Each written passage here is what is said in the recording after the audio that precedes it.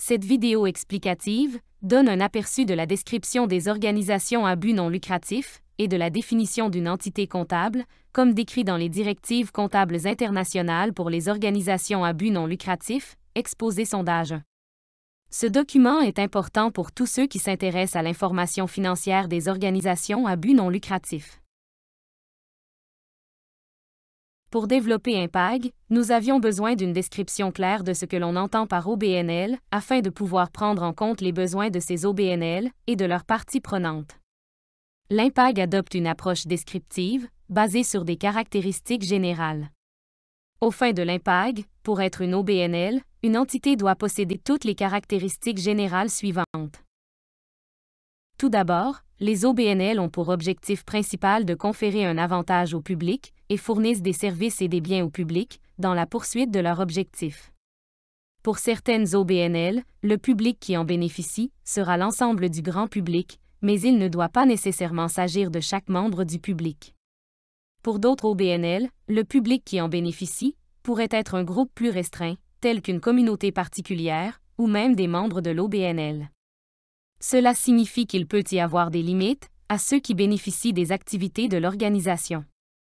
Pour être une OBNL, tout avantage privé que ce groupe plus restreint reçoit, tel qu'un prix réduit pour des services et des biens, doit être accessoire à l'objectif principal de l'OBNL, qui est de conférer un avantage au public. Deuxièmement, les OBNL dirigent les surplus à l'avantage du public.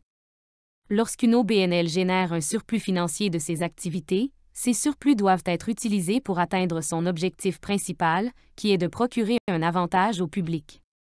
Les surplus peuvent, par exemple, être utilisés pour financer des programmes futurs. Le point essentiel est qu'ils ne sont pas distribués pour un bénéfice privé.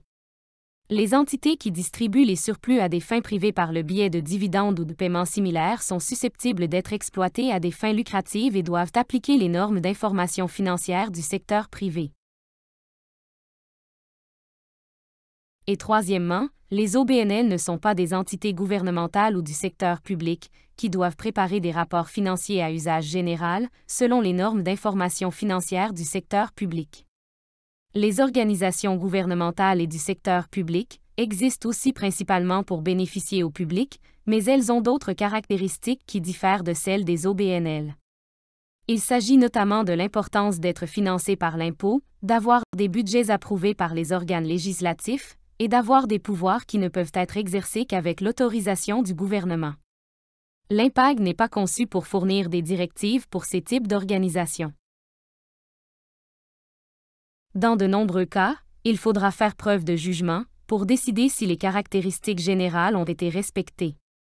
Dans certains cas, tels que les organisations de membres, il peut être particulièrement difficile d'évaluer l'objectif principal de conférer un avantage au public. Prenons l'exemple d'un club sportif qui a été créé en tant qu'organisation de membres.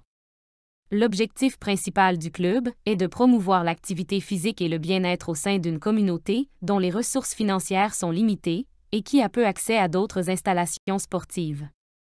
L'adhésion est limitée aux résidents locaux, qui paient une cotisation nominale par an.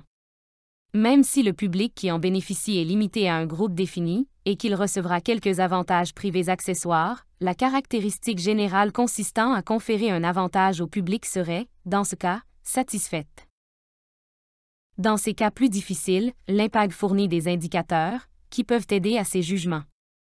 Il s'agit de l'absence d'individus ayant des droits sur les rendements financiers des surplus, une obligation de transférer les actifs nets résiduels lors de la dissolution à une entité ayant un objectif similaire, recevoir ou fournir un financement volontaire, et la détention et l'utilisation d'actifs pour l'avantage du public. Le guide de mise en œuvre qui fait partie de l'IMPAG contient des exemples de la manière dont les caractéristiques et les indicateurs peuvent être utilisés pour déterminer si une entité est une OBNL. Maintenant que nous avons décrit ce qu'est une OBNL, aux fins de l'IMPAG, nous pouvons examiner ce qui fait d'une OBNL une entité comptable. L'OBNL comptable est celle qui est tenue d'établir des rapports financiers à usage général ou qui choisit de le faire. Les rapports financiers à usage général sont des états financiers accompagnés d'informations financières et non financières à l'appui, qui sont préparés pour une période de temps déterminée, la période de référence. L'objectif des rapports financiers à usage général est de fournir des informations sur l'OBNL qui sont utiles aux utilisateurs principaux des rapports financiers de l'OBNL pour la responsabilisation et la prise de décision. Les rapports financiers à usage général se distinguent des rapports à usage spécial, qui peuvent être produits pour un seul utilisateur individuel, tel qu'un bailleur de fonds. Les rapports financiers à usage général doivent être établis de manière à présenter l'OBNL comptable comme une entité économique unique ou un autre ensemble complet d'activités liées à ses objectifs. Cela signifie qu'un rapport financier à usage général doit rassembler toutes les activités de l'OBNL sous une forme unique, cohérente et complète, qui respecte les normes d'information financière pertinentes. Lorsque l'OBNL est une entité juridique unique, il sera plus facile de déterminer si une OBNL est une OBNL comptable. Cependant, cela peut être plus difficile si l'OBNL comptable n'est pas une entité juridique unique ou s'il a des arrangements complexes avec d'autres entités concernant les finances, les opérations ou l'administration. L'identification de l'OBNL comptable peut être difficile dans les situations suivantes. Lorsque les structures organisationnelles sont complexes ou difficiles à définir. L'entité comptable potentielle fait partie d'une entité juridique. Ou l'entité comptable potentielle est une combinaison de deux ou plusieurs entités juridiques. Des complexités peuvent également découler de l'existence de succursales, que nous examinerons plus tard. L'IMPAC dispose d'un guide de mise en œuvre, qui prend en compte certains types de structures typiques et fournit des exemples pour aider à déterminer le périmètre de reporting, en d'autres termes, où est tracée la ligne autour de l'OBNL comptable. Lorsqu'il est très difficile d'identifier l'OBNL comptable, la limite peut également être déterminée en considérant les utilisateurs principaux de toute information qu'un OBNL pourrait produire. Pour ce faire, il est nécessaire d'évaluer l'existence d'un groupe distinct d'utilisateurs principaux en premier lieu. Et s'ils existent, d'examiner leurs besoins d'information.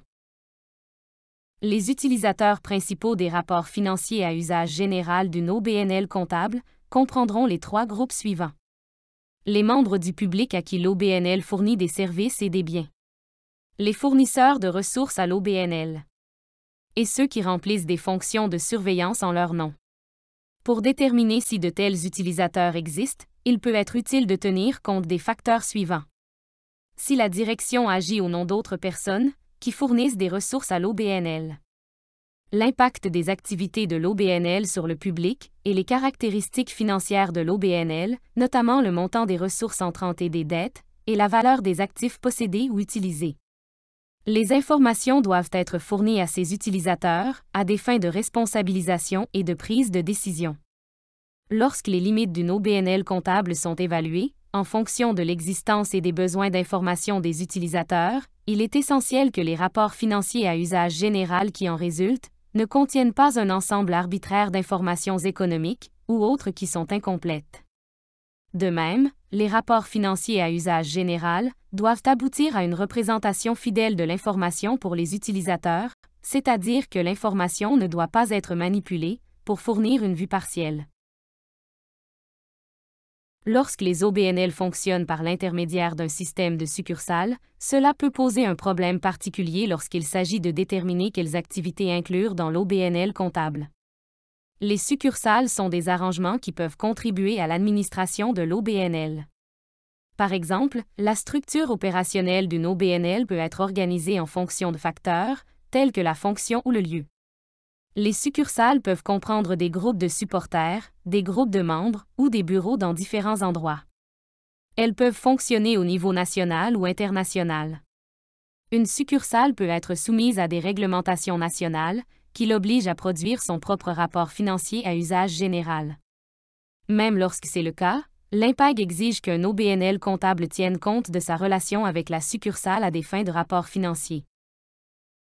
En effet, il se peut que les activités d'une succursale doivent être incluses ou consolidées dans le rapport financier à usage général de l'OBNL comptable mère. Lorsque c'est le cas, l'IMPAG appelle ces succursales des succursales internes. L'IMPAG donne des exemples d'indicateurs, qui signifient qu'une structure opérationnelle est une succursale interne. Les indicateurs d'une succursale interne sont les suivants. Elle n'est pas une structure juridique distincte. Elle n'est pas tenue de produire des rapports financiers distincts à usage général. Elle utilise le nom de l'OBNL comptable dans son titre, ses papiers à en-tête, sur son site Internet ou dans le cadre de sa publicité. Elle collecte des fonds uniquement pour l'OBNL comptable. Elle se présente au public comme un représentant local ou une autre forme de représentant de l'OBNL comptable.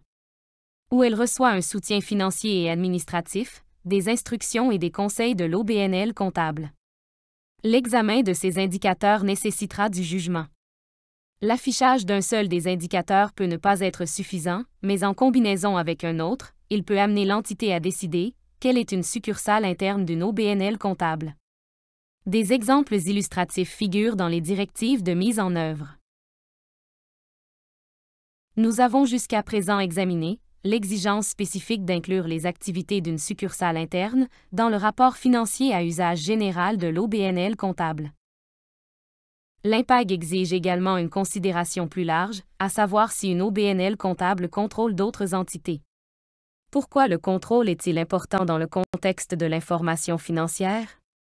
Le contrôle est important, car il oblige, généralement, une entité de contrôle à présenter des états financiers consolidés, qui montrent les informations financières du groupe d'entités, comme s'il s'agissait d'une seule entité. Les OBNL peuvent vouloir contrôler d'autres entités, qui peuvent être de nature non lucrative ou à but lucratif. Les OBNL peuvent avoir diverses raisons de vouloir ce contrôle. Il peut s'agir de fournir des services ou des biens au public, de créer des entités commerciales ou d'investir pour générer un surplus afin de soutenir ses activités plus larges. Si une OBNL contrôle une autre entité, l'IMPAG définit cette OBNL comme une OBNL de contrôle. L'entité qui est soumise au contrôle est définie comme une entité contrôlée. Pour qu'il y ait contrôle, l'OBNL de contrôle doit avoir un pouvoir sur l'autre entité, des droits à des rendements variables découlant de sa participation à l'autre entité, et la capacité d'utiliser son pouvoir sur l'autre entité pour affecter le montant des rendements de l'OBNL de contrôle. Ce sont les principes clés de l'IMPAG. Nous allons examiner de plus près les concepts de pouvoir et de rendement dans le contexte des OBNL. Une OBNL a du pouvoir sur une autre entité lorsque l'OBNL a des droits existants qui lui donnent la capacité actuelle de diriger les activités pertinentes de l'entité qui affectent les rendements. Les droits peuvent provenir de la possession de la majorité des actions de l'entité, en particulier s'il s'agit d'une entité du secteur privé, ou si elle a été créée pour effectuer une tâche spécifique pour une OBNL. Par exemple, une OBNL peut créer une entité distincte pour collecter des fonds en son nom. Les droits peuvent découler du fait d'avoir le pouvoir sur la majorité des droits de vote. Cela peut provenir d'un accord ou de l'adhésion au conseil d'administration. Cela peut être plus typique lorsque l'entité contrôlée est elle-même une OBNL et n'a pas d'action. Les droits peuvent également provenir d'un contrat ou d'un autre accord. Pour qu'il s'agisse d'un droit existant, l'OBNL doit avoir le droit, pendant une partie ou la totalité d'une période de déclaration. Notez que l'OBNL ne doit pas nécessairement avoir exercé le droit, il doit simplement exister. Par exemple, l'OBNL de contrôle pourrait avoir la majorité des droits de vote, mais ne jamais voter. Le fait d'avoir ces droits lui donnerait du pouvoir. Ce pouvoir pourrait être exercé par l'OBNL de contrôle de plusieurs façons. Il pourrait diriger les politiques de l'organe directeur d'une autre entité. Il pourrait modifier de manière significative ou opposer son veto au budget de service ou d'immobilisation relatif aux activités pertinentes d'une autre entité, ou il pourrait diriger les transactions ou les activités pertinentes d'une autre entité. Le pouvoir peut provenir d'un droit, d'une combinaison de droits ou de droits qui, associés à d'autres facteurs, donnent à cette OBNL la capacité de diriger une autre entité. Que entend-on par activité pertinente? Les activités pertinentes pourraient inclure la vente et l'achat de services ou de biens. Par exemple, une OBNL de contrôle peut déterminer quel fournisseur une autre entité est autorisée à utiliser. La sélection, l'acquisition ou la cession d'actifs. Par exemple, l'OBNL de contrôle peut autoriser la cession de bâtiments dans un endroit donné, pour permettre l'achat de bâtiments dans un autre endroit qui soutiennent ses propres activités. Fournir des services conformes aux objectifs de l'OBNL de contrôle. Par exemple, une OBNL peut déterminer à qui et dans quelles circonstances une autre entité peut fournir une aide humanitaire. Et la collecte de fonds. La description des activités pertinentes sera spécifique à la relation entre deux entités. Là encore, il faudra faire preuve de discernement. Chaque OBNL devra évaluer si les droits dont il dispose peuvent avoir un impact sur les activités de l'autre entité, qui sont pertinentes pour la mission, le but ou les objectifs de cette entité. Pour qu'il y ait contrôle, l'existence et l'exercice des droits doivent se faire sur une base continue. Des droits limités pour diriger l'utilisation des fonds, tels que des restrictions sur l'utilisation des subventions, peuvent ne pas être suffisants pour que le pouvoir existe, car ils ne concernent qu'un aspect des buts et activités de l'autre entité. Le pouvoir, qui découle de l'existence et de l'exercice de droits, est un élément important du contrôle. Mais pour répondre à la définition du contrôle aux fins de l'IMPAG, il doit également y avoir un rendement ou un avantage qui peut varier à la hausse ou à la baisse. L'OBNL de contrôle serait touché par le rendement ou le bénéfice, que ce soit positivement ou négativement. L'interprétation courante du terme « rendement » fait référence au rendement financier, tel que le transfert de bénéfices. Cependant, les rendements financiers sont susceptibles d'être moins pertinents pour de nombreuses OBNL, où les relations avec d'autres entités sont souvent établies dans le cadre d'un investissement social visant à atteindre ses propres objectifs.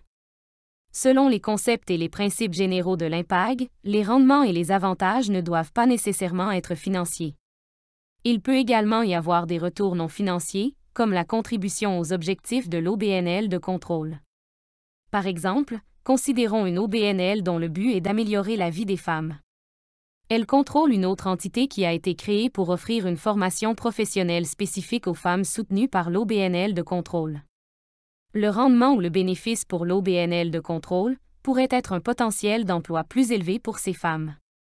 Cela contribuerait à la réalisation de l'objectif de l'OBNL de contrôle. Comme pour le pouvoir, l'exposition au rendement doit être continue. Un événement ou une activité ponctuelle ne donnera généralement pas lieu à un rendement bénéfique continu suffisant pour que l'on puisse dire que l'OBNL comptable est continuellement impliqué dans l'autre entité. Le contrôle n'existe que lorsque le pouvoir est utilisé pour bénéficier directement à une OBNL comptable. Les rendements doivent être liés au pouvoir. Le pouvoir en soi, ou les rendements en soi, ne suffisent pas à répondre à la définition du contrôle.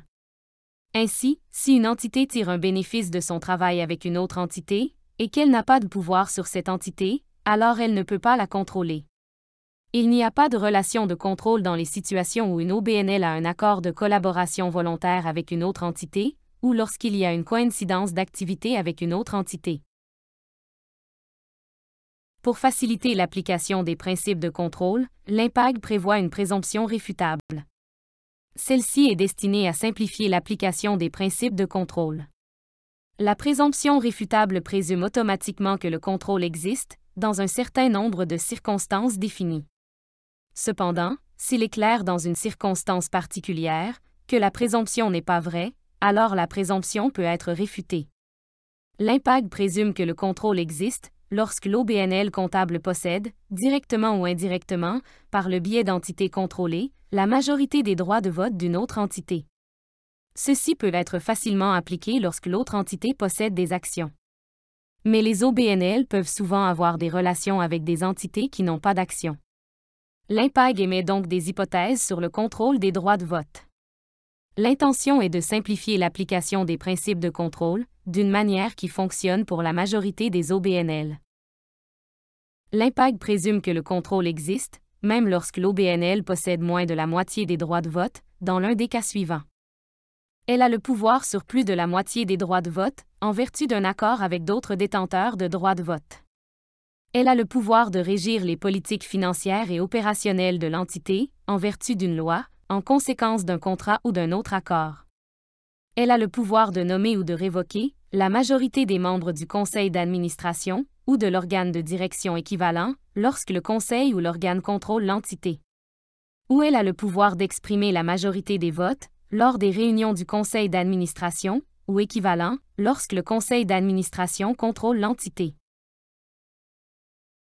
Comme indiqué précédemment, le concept de contrôle est important, car il exige généralement qu'une entité de contrôle présente des états financiers consolidés, qui montrent les informations financières du groupe d'entités, comme s'il s'agissait d'une seule entité. L'IMPAG fournit des directives de présentation sur 3 domaines liés à la consolidation. Ces directives sont principalement tirées de la norme comptable IFRS pour les PME. Premièrement, la présentation des états financiers consolidés. Deuxièmement, la présentation d'états financiers séparés lorsque les entités contrôlées ne sont pas consolidées. Et troisièmement, les états financiers combinés, qui constituent un seul jeu d'états pour les entités sous contrôle commun. Cela dit, le sujet de la consolidation n'entre pas dans le cadre de cette étape de développement de l'IMPAG et n'a donc pas été examiné en détail. Dans des cas exceptionnels, une entité contrôlée ne devrait pas être consolidée dans les états financiers de l'OBNL comptable. L'IMPAG fournit de nouvelles directives pour déterminer le recours à cette exception sur la base de l'application des concepts de représentation fidèle et de pertinence. Cette vidéo explicative donne un aperçu des aspects les plus importants de l'IMPAG, liés à l'OBNL comptable. Elle a mis en évidence ce qu'est une OBNL, aux fins de l'IMPAG, et a examiné comment cela se rapporte à l'OBNL comptable. En fin de compte, les prises de décision concernant les OBNL qui doivent utiliser les IMPAG seront prises par les régulateurs et les normalisateurs dans les différents pays ou juridictions. Une description claire des OBNL et de leurs liens avec les OBNL comptables les aidera dans leur prise de décision. Nous avons abordé les questions relatives à l'identification de l'OBNL comptable, y compris le moment où il faut tenir compte de l'existence et des besoins des utilisateurs primaires, ainsi que les problèmes spécifiques causés lorsqu'une OBNL opère par le biais de succursales. Nous avons examiné l'obligation de déterminer si une OBNL contrôle d'autres entités, par l'examen du pouvoir et de ses liens avec les rendements. Cela comprenait la présomption réfutable de contrôle incluse dans l'IMPAG, pour aider à l'application des principes de contrôle. Enfin, nous avons brièvement abordé la consolidation, en notant que l'examen détaillé des questions spécifiques aux OBNL n'entre pas dans le cadre de cette étape du développement des IMPAG. Pour répondre, visitez www.ifr4npo.org-aviorsay. Téléchargez un modèle de document de réponse, puis téléchargez votre réponse ou votre lettre de commentaire complétée. Les réponses doivent être rédigées en anglais. La date limite est le 31 mars 2023.